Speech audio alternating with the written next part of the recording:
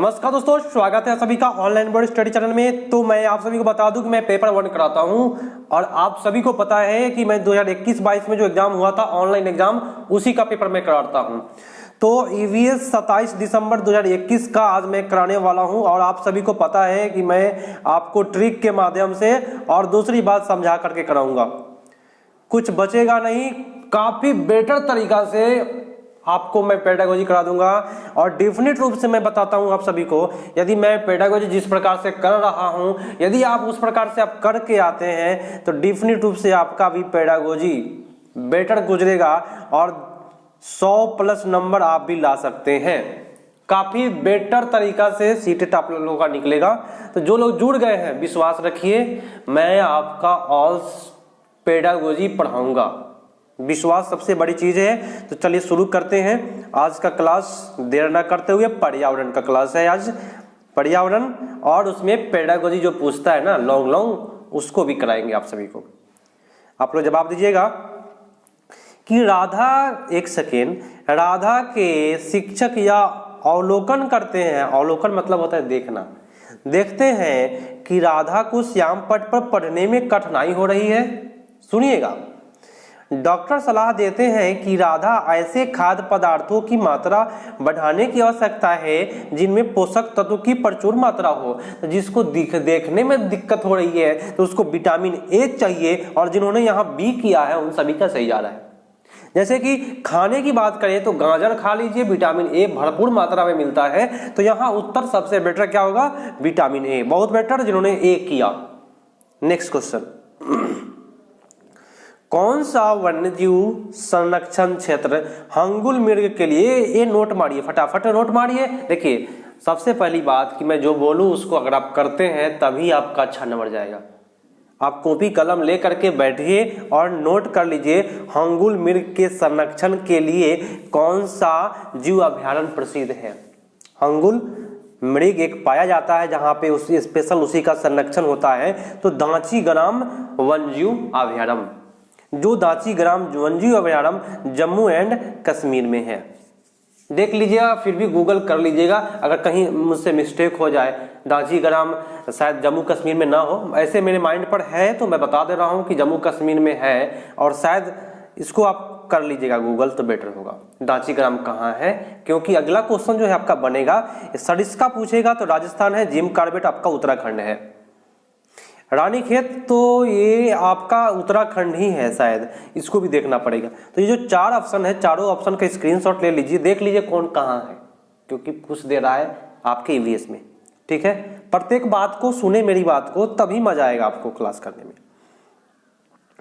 Next question दोस्तों, कि संपूर्ण विश्व में शुरू होने वाली ओजोन परत का संरक्षण। देखिए क्या बोला, ओजोन परत का संरक्षण, समझते हैं ना।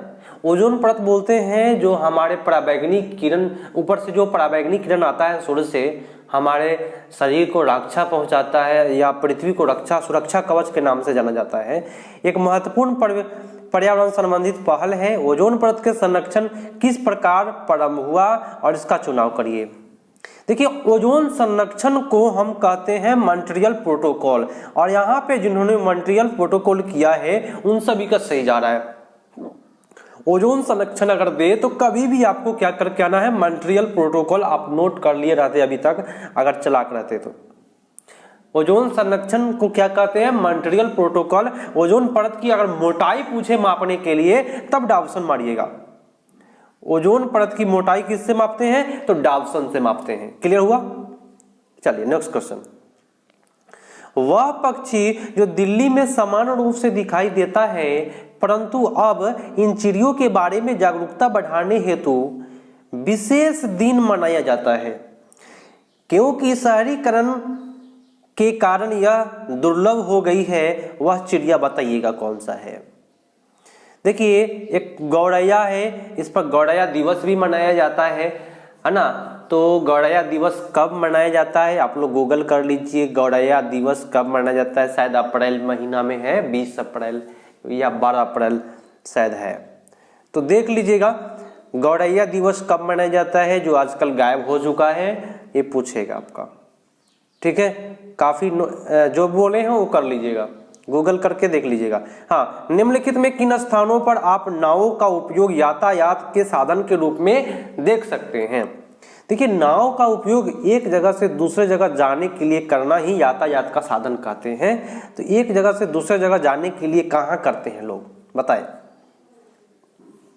चलिए, जिन्होंने बी किया उन सभी का सही है। कश्मीर और केरला में लोग नाव का योग यातायात के रूप में करते हैं। बहुत बेटर। नेक्स्ट क्वेश्चन, निम्नलिखित में कौन सा कीटभक्षी पौधा नहीं है। भाई, मैंने आपको बोला कि कीटभक्षी पौधा कौन कौन है, लिखवाया था अभी ऑफलाइन क्लास में, ऑफलाइन वाले को पता है। तो पिटूनिया जो होता है वह नहीं होता है, पिटूनिया भी होता है, लेकिन इसमें देखना है कि निम्नलिखित में कौन सा एक कीटभक्षी पौधा नहीं है। डायनोरिया है, नेफेंथिस है, पिटूनिया है, सनड्यू है, ये सब क्या है, कीटभक्षी पौधा है, माने ऐसा पौधा जो कीट खाता है। लेकिन एजीटेरम जो है वह कीटभक्षी पौधा नहीं है, एजीटेरम। तो आप ये भी नोट कर लीजिएगा, नोट्स लिख करके लिखिएगा, एजीटेरम कीटभक्षी पौधा नहीं है। तो लिखिएगा, एक और नोट लिख लीजिएगा, क्या सॉरी, कीटभक्षी पौधा है डायोनिया, नेफेंथिस, सनड्यू, पिटूनिया, ये सब लिख लीजिएगा आप लोग। नेक्स्ट क्वेश्चन है दोस्तों कि रानी को एक कपड़े का टुकड़ा प्राप्त होता है जो कि बहुत मजबूत और चटक रंग का है। सुनिएगा, कहानी सुनिए, मजा आएगा दोस्तों। देखिए, कभी भी ईवीएस को कहानी तौर पर लीजिए, मजा आ जाएगा। मेरे यहाँ तो भाई दिक्कत नहीं होगी। जो लोग जुड़ गए हैं और जो लोग नहीं जुड़े हैं भाई सब्सक्राइब कर लीजिए और घंटी बजा दीजिए। सबसे पहली बात, मैं एक सेकंड समय लूंगा आप लोगों का। और लाइव का जो समय चलता है मॉर्निंग में 9:30 में चलता है, मॉर्निंग में 9:30 और शाम को 7 बजे 2 लाइव रेगुलर मिलेगा आपको, जो आपका सिलेबस खत्म करेगा। तो सुन लीजिए मेरी बात ध्यान से। आप लोग जुड़े नहीं हैं तो जुड़ जाइए, जो ऑनलाइन जुड़ रहे हैं अपने दोस्तों को जुड़िए, है ना, काफी बेटर तरीका से बताऊंगा आपको। चलिए, रानी जो है वो कपड़ा प्राप्त हुआ। वो कपड़ा कैसा था, बहुत मजबूत और चटक रंग का था, अधिक छिद्र नहीं था उसमें, जलने पर गंध भी, है ना, उत्पन्न करता था, सभी जगह उपलब्ध है तथा इसके बहुत से उपयोग है।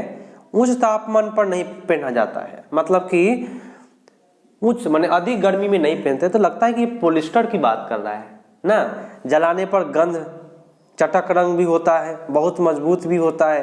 तो ये पॉलिस्टर का कपड़ा लग रहा है, आप पॉलिस्टर करके आ जाइए, जलाने पर महकता है। ठीक है, बहुत बेटर। जिन्होंने यहाँ भी किया है उन सभी का सही जा रहा है। नेक्स्ट क्वेश्चन दोस्तों, क्वेश्चन है कि यदि भिन्न प्रजाति के 2 जीव संपर्क में एक साथ आते हैं और इस संबंध में एक जीव को फायदा होता है और दूसरे को नुकसान होता है, तो ऐसे क्या कहते हैं, परजीवी कहते हैं। क्या कहते हैं, परजीविता कहते हैं उसको। जैसे कि बगुला जो बैठता है भैंस पर अठैल खाने के लिए, जो कीड़ा होता है उसके शरीर पर खाने के लिए, तो नुकसान तो हुआ अठैल को और एक को फायदा हो गया बगुला को। ठीक है, तो परजीविता कहते हैं उसको। नेक्स्ट क्वेश्चन दोस्तों, कि निम्नलिखित में कौन सा ग्रीन हाउस गैस नहीं है। तो सबसे पहली बात नोट करने की बात आ गया कि ग्रीन हाउस गैस कौन कौन से होते हैं। तो मीथेन लिख लीजिए, ग्रीन हाउस गैस है। Carbon dioxide greenhouse gas है। Carbon monoxide greenhouse gas है। लेकिन सल्फर डाइऑक्साइड जो है वह ग्रीन हाउस गैस नहीं है, यह अम्ल वर्षा का कारक है। ये अम्ल वर्षा का कारक वाला गैस है। क्वेश्चन पूछेगा अम्ल वर्षा का गैस कौन सा है, आप क्या कर कहिएगा, सल्फर डाइऑक्साइड मार कहिएगा, जो ग्रीन हाउस गैस नहीं है। तो ये नोट करने वाला बात है। जिनसे नोट नहीं हो पा रहा है स्क्रीनशॉट मार लिए होगी, मार लीजिए और बाद में नोट कर लीजिए। निम्नलिखित में कौन सा पौधा उपयोग डिब्बे बनाने और मकान बनाने में होता है।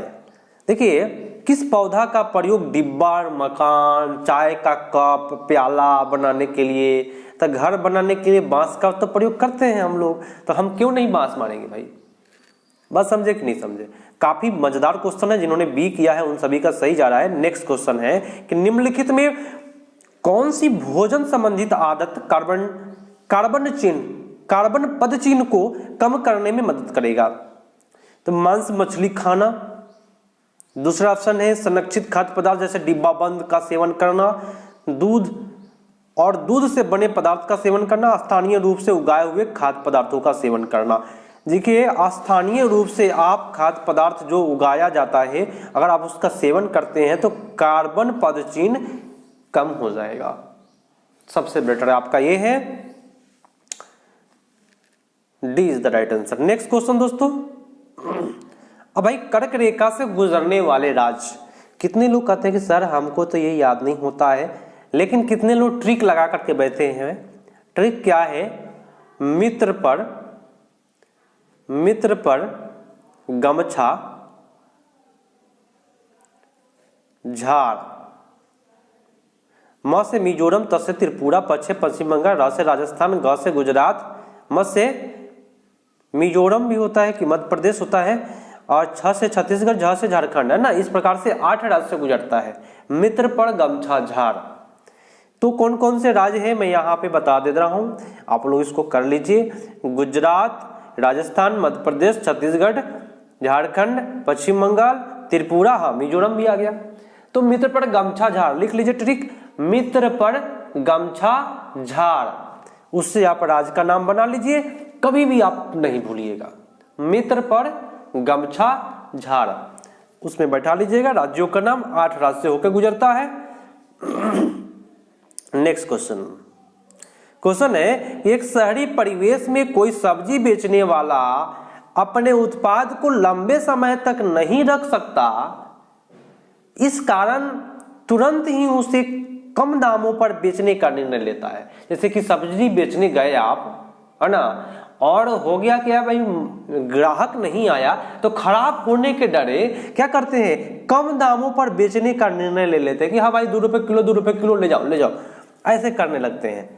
तो ऐसा क्यों होता है बताइएगा, क्यों करते हैं ऐसा, ये बताना है। वह सूचना प्राप्त निर्णय के लिए शिक्षित नहीं है, ऐसा बात नहीं है, शिक्षित नहीं है। उसे विक्रय बेचने की कला का अभाव है, ऐसा कोई बात नहीं भाई, खराब होने का डर बेच रहा है तो अच्छी बात है ना।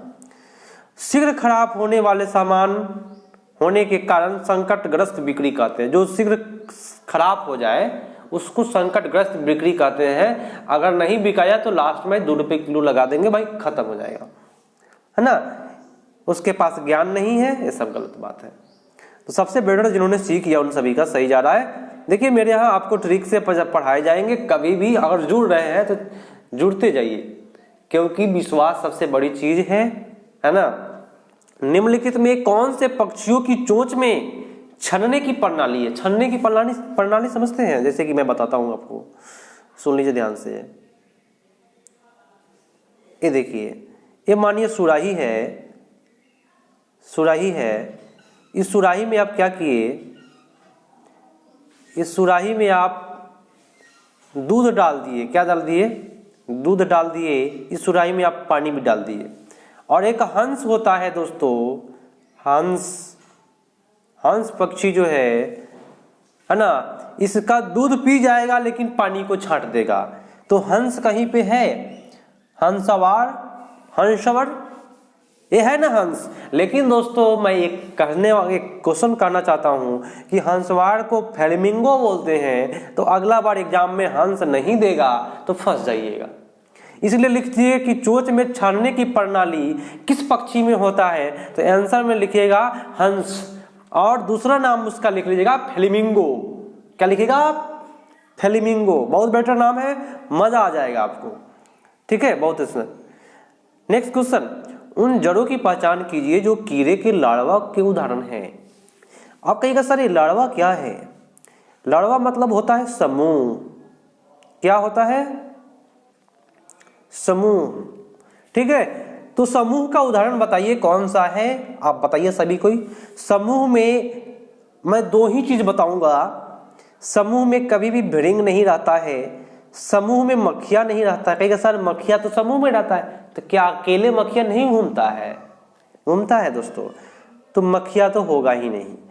सुंडी और इल्ली, कहेगा सर क्या चीज है सुंडी और इल्ली, तो एक बार मैं वीडियो में बना करके बताया था कि सुंडी क्या है, इल्ली क्या है। यहाँ आपका D is the right answer. सुंडी कहते हैं दोस्तों, मैं बताऊं, भूला देखे हैं, भूला नहीं जानते हैं, जिसके शरीर पर कांट टाइप के होता है, इस प्रकार से होता है, इस प्रकार का जीव होता है और जिसके शरीर पर कांटा कांटा कांटा कांटा होता है, लग जाता है तो हवाने लगता है ना, खुजली होने लगता है। इल्ली बोलते हैं दोस्तों। भाग देखे हैं, भाग, तितली, तितली देखे हैं ना, तितली, तितली में जो उजला होता है जिसको छूने पर हाथ में पाउडर जैसा लग जाता है उसको इल्ली कहते हैं। तो दोनों, ये जो दोनों है एक हमेशा समूह में ही रहता है। ठीक है, चलिए नेक्स्ट क्वेश्चन। ईवीएस की प्रकृति कैसी है? बहुत बेटर क्वेश्चन है। ईवीएस की प्रकृति आपका एकीकृत है। क्या है?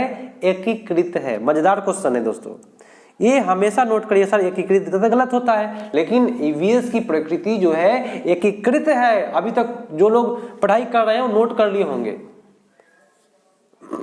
नेक्स्ट क्वेश्चन, एक सेकेंड। ईवीएस पाठ्यक्रम थीम पर आधारित है, क्यों भाई, क्यों थीम पर आधारित है ईवीएस पाठ्यक्रम? ऐसा क्या पड़ गया कि थीम पर आधारित है? देखिए, थीम छात्रों में पर्यावरण के बारे में एक संगत और अंतर संबंधित समझने को विकसित करता है।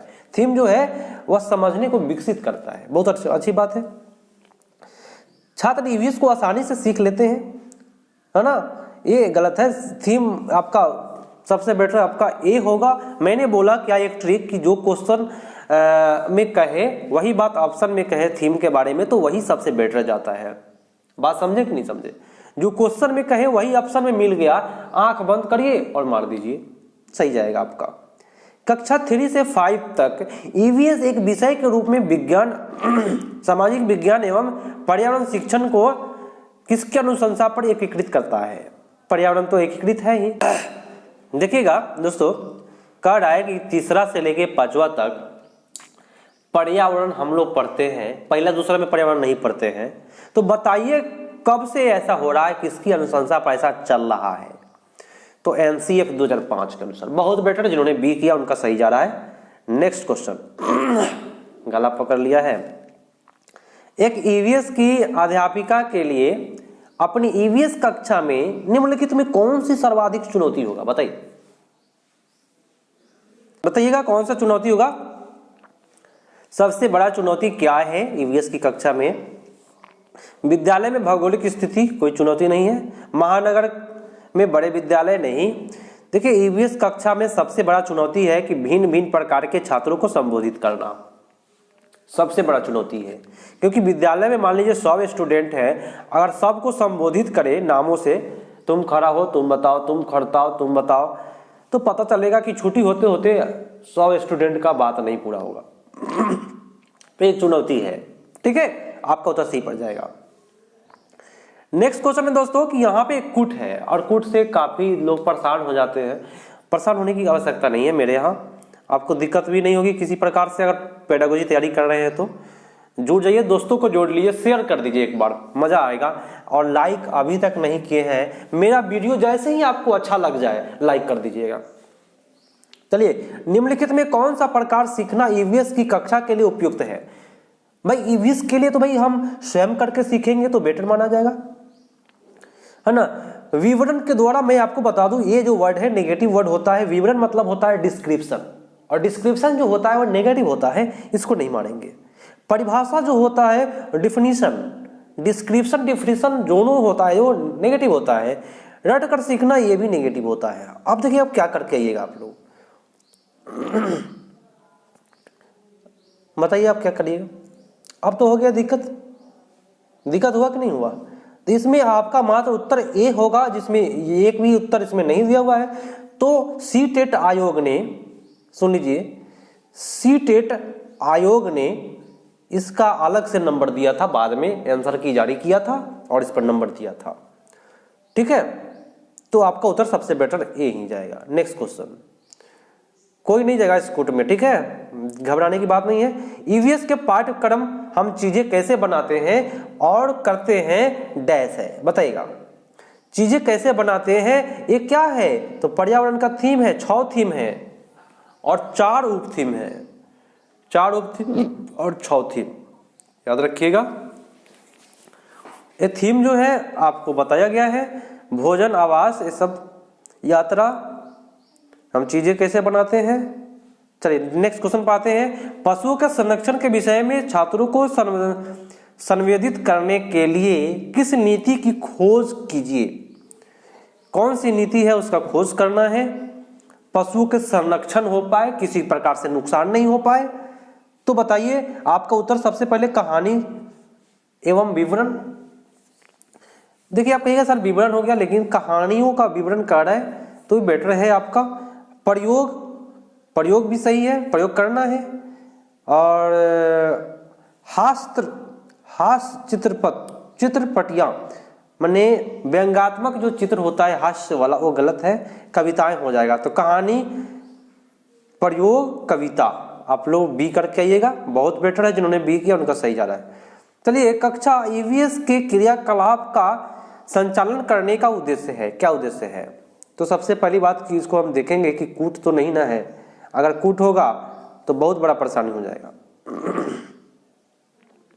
कूट है, कहां चले गए हम लोग। एक सेकेंड दोस्तों, ध्यान से थोड़ा सा देख लिया जाए। यही ना क्वेश्चन है, ईवीएस के क्रियाकलाप को संचालित करने का उद्देश्य क्या है। छात्रों में अन्वेषण एवं अवलोकन का अवसर प्रदान करना, ये सही जा रहा है। छात्रों में क्रियात्मक कौशल का विकास करना, ये भी सही है। मैंने ए और बी सही हुआ। आगे चलते हैं, याद रखिएगा ए और बी सही गया। अब आगे देखिए 83 नंबर देख लीजिए। 83 नंबर क्वेश्चन था, ए बी दो सही कर दिए हम लोग। छात्रों में सौंदर्य बोधि संवेदन विकसित करना, अगर विकसित कर रहे हैं तो ठीक है। छात्रों से संबंधित विषय वस्तु स्मरण करने में मदद करना, ये गलत है। तो आपका ए बी और सी मार्क करेंगे, ठीक है। चलिए नेक्स्ट क्वेश्चन, ए भी आपका कूट है। तो कूट से डरना क्या, डरना नहीं है कूट से। कूट सबसे पहले तो देख लिया जाता है कि अच्छा रहे, ठीक है। चलिए देख लेते हैं आप क्वेश्चन पाइए। छात्रों द्वारा पूछे गए उन ईवीएस शिक्षा प्राप्ति का महत्वपूर्ण सूचक है, क्योंकि प्रश्न छात्रों के ज्ञान के आकलन में मदद करता है, अच्छी बात है। प्रश्न छात्रों को स्वयं की अभिव्यक्ति करने का अवसर प्रदान करता है, यह भी सही है। प्रश्न छात्रों को सीखने के प्रति जिज्ञासा रुचि उत्पन्न करता है, अच्छी बात है। प्रश्न छात्रों के क्रियात्मक कौशल का मूल्यांकन करता है, ये गलत बात है। क्रियात्मक कौशल का प्रश्न मूल्यांकन थोड़े करेगा। तो सबसे बेटर आपका ए बी सी आपका सही जाएगा, ठीक है। ए बी सी करिए, कोई दिक्कत नहीं है आपको, कोई परेशानी नहीं होगा आपको। नेक्स्ट क्वेश्चन, हाँ, ईवीएस की विद्यार्थी शिक्षक द्वारा दिए गए समाधान का विश्लेषण करता है। तो विश्लेषण है एक, विश्लेषण क्या है नोट करिए फटाफट नोट करिए। विश्लेषण जो है वह आपका प्रक्रिया कौशल है, और दूसरी बात संज्ञानात्मक प्रक्रिया है। नोट कर लीजिए विश्लेषण क्या है। अगर ये नोट करके रखिएगा तो आपको कभी परेशानी नहीं होगा, क्योंकि ये पेडागोजी नहीं है। विश्लेषण प्रक्रिया कौशल है और संज्ञानात्मक प्रक्रिया है विश्लेषण। उत्पाद प्रक्रिया लिखना है, मनो सामाजिक कौशल नहीं होता है। विश्लेषण में आपका प्रक्रिया कौशल और संज्ञानात्मक कौशल आते हैं। नोट कर लीजिए मैं जो बोल रहा हूं, क्योंकि आगे आपको परेशानी नहीं होगा। नेक्स्ट क्वेश्चन, पाठ्य पुस्तकों एवं शिक्षकों के अतिरिक्त निम्न में कौन सा ईवीएस की शिक्षा का एक अच्छा साधन हो सकता है। ईवीएस का सबसे अच्छा साधन बताना है आप सभी को। तो समाचार पत्र तो बेटर माना जाता है, पेपर जो होता है ना बेटर माना जाता है। और दूसरी बात कि समुदाय के सदस्य भी होते हैं। जब ईवीएस है तो पर्यावरण है, पर्यावरण है तो समाज है, समाज है तो क्या है, समुदाय है। क्लियर है ना। लेकिन कविता, क्रियाकलाप, देखिए दोस्तों आपका यहाँ ए बी और सी होना चाहिए था, लेकिन जो है यहाँ पे उत्तर कह रहा है कि ईवीएस के लिए एक अच्छा साधन हो सकता है। तो कविता अगर है तो कहिएगा सर कविता काहे नहीं होगा। तो इसलिए नहीं होगा कि क्योंकि इसमें कहानी रहता तब मारते हम, कहानी छोड़ दिया है। तो कविता को हम नहीं मानेंगे, ए और बी मार के आएंगे। क्लियर हुआ बात है ना। समझा कीजिए प्रत्येक पॉइंट को, जो बोल रहे हैं उसको ध्यान में रखिए और पूरा विश्वास के साथ मेरे यहाँ पढ़ाई करें, कोई परेशानी नहीं होगा। ऑफलाइन क्लास भी चलता है मेरे यहाँ, काफी बेटर रिजल्ट है ऑफलाइन का मेरे यहाँ। नेक्स्ट क्वेश्चन, निम्न में किन विषयों की चर्चा ईवीएस की कक्षा में होगी। पेट्रोल की दर होगा कि नहीं होगा, पेट्रोल बहुत अच्छी बात है, दाम बढ़ते जा रहे हैं। पशुओं के संरक्षण पर भी बात होगी, जल आपदा पर भी बात होगी, बीजों के अंकुरण में कार्बन डाइऑक्साइड का सांद्रण, ये जो सांद्रण है ये 10th में पढ़ना है, 9th में पढ़ना है, हम पढ़ रहे हैं क्या 1 to 5 में। तो ये गलत लिखा आपका, ABC करके आइएगा, बहुत बेटर जिन्होंने ये किया। नेक्स्ट क्वेश्चन, निम्नलिखित में EVS के मूल्यांकन में सामाजिक कौशल का सूचक हो सकता है, क्या होगा? क्या सामाजिकरण का सूचक होगा? देखिए वर्गीकरण बोले तो क्लासिफिकेशन, ये सामाजिक कौशल नहीं होता है। विश्लेषण में नहीं होगा, विश्लेषण में 2 चीज में लिखवाया हूं, साझा करना और मिलकर कार्य करना। समाज में क्या करते हैं हम लोग? अपनी बात का साझा करते हैं और मिल करके क्या करते हैं? समाज में काम करते हैं कि नहीं? अब मजा आया कि नहीं? मजा आया कि नहीं मजा आया? बताइए आप सभी को। तो ऐसे करिए पेडागोजी जैसे मैं करता हूं, ठीक है? आप लोग को अच्छा लग गया हो लाइक कर दीजिए। लाइक करने के बोलना पड़ता है और बोलना ना पड़े, क्योंकि आप लोग एक टीचर की तैयारी कर रहे हैं, टीचर बनना चाहते हैं आप लोग, तो इतना कहना ना पड़े आप लोगों को, ठीक है? अपने दोस्तों को भी जोड़ लीजिए, क्योंकि भेदभाव नहीं होना चाहिए।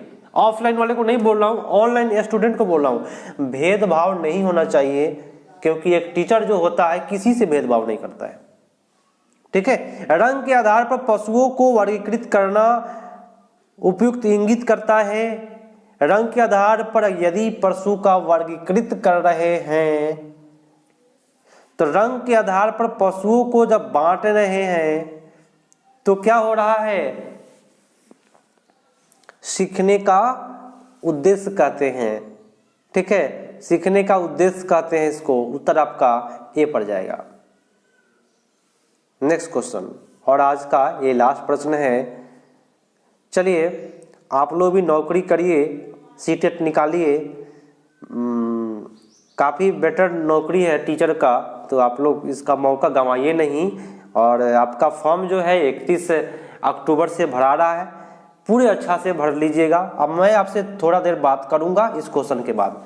EVS के छात्रों का मूल्यांकन उनके अवलोकन द्वारा, उनके प्रश्न पूछकर, चित्र बनाने में उनकी भागीदारी और विचारों में विमर्श में हिस्सा लेने और उसके उपरांत कई परीक्षण यह दर्शाता है कि, क्या दर्शाता है? बच्चा जब भाग ले रहा है, चित्र बना रहा है, हर चीज में, तो क्या दर्शाता है? शिक्षक अवलोकन के उपकरण का उपयोग करती है। शिक्षक उसके आगे कह रहा है क्या? शिक्षक असंकलित मूल्यांकन का प्रयोग करती है। शिक्षिका, सब शिक्षिका है सॉरी, विद्यालय निर्धारित मूल्यांकन प्रक्रिया का प्रयोग करती है। अब आया भाई तकनीकी वर्ड, ये सही नहीं है।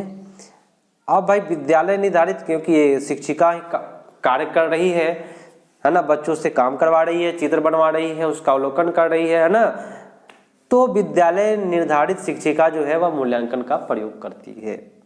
सबसे बेटर आपका सी पर जाएगा। अब रुकिएगा, थोड़ा सा मेरी बात ध्यान से सुन लीजिए, क्योंकि लास्ट बात जो है, हर चीज आपका जीवन बदल सकता है, क्योंकि ये जीवन का बात मैं बता रहा हूँ कि सीटेट आप लोग फॉर्म भरिएगा। सुन लीजिए ध्यान से, मैं तो सिलेक्ट हूँ। सबसे पहली बात मैं अपना बात बता दूँ, मैं सिलेक्ट हूँ और मैं जॉब भी करता हूँ, सरकारी जॉब टीचर का। आप लोग सीटेट फॉर्म जो है सही से भरिएगा। होता क्या है, सीटेट फॉर्म अगर सही से नहीं भरा है तो सुधार का डेट निकालता है, तो सुधार करा लीजिएगा। लेकिन जब सुधार नहीं कराइएगा, जब आप फॉर्म टीचर के लिए अप्लाई करिएगा, उस समय में इतना बड़ा प्रॉब्लम होता है कि कोर्ट से आपको हाफी डिफी लेकर के बना करके देना पड़ता है। देने के बाद भी नहीं सुनता है दोस्तों, वहां पैसे की बात करने लगता है कि तुम्हारा डॉक्यूमेंट जो है वह गलत है, तुम ये आदमी नहीं हो। तो आप सीटेट फॉर्म जो है सही साइबर कैफ से ही भरवाइएगा, अच्छा से भरवाइएगा। कहीं भी त्रुटियां हो तो उसको सुधार करने का डेट होता है, सुधार करा लीजिएगा, नहीं तो जीवन बर्बाद ही समझिएगा, है ना। जब सब डॉक्यूमेंट नहीं मिलता है तब जाइएगा बहाली में, तब बोलेगा कि तुम फर्जी हो। उस समय में बहुत परेशानी होती है, बहुत परेशानी के माध्यम से नौकरी मिलता है। और नौकरी में किसी को परेशानी नहीं हो तो सबसे बेटर है। जब परेशानी होता है तो पैसा का डिमांड करता है, बिहार है भाई, है ना, हर जगह आप वही बात है, ठीक है। तो आज के लिए इतना ही दोस्तों, इतना बात याद रखिएगा। और मेरे वीडियो को अधिक से अधिक ऑनलाइन स्टूडेंट शेयर करिए। आप लोग जो लोग नए जुड़े हैं, जो पुराने हैं उनको तो पता चल ही रहा है कि मैं कैसे पढ़ा रहा हूँ। कमेंट बॉक्स में आप लोग जवाब दीजिएगा कि मेरा वीडियो आपको कैसा लगता है। मिलते हैं, तब तक के लिए धन्यवाद। जय हिंद।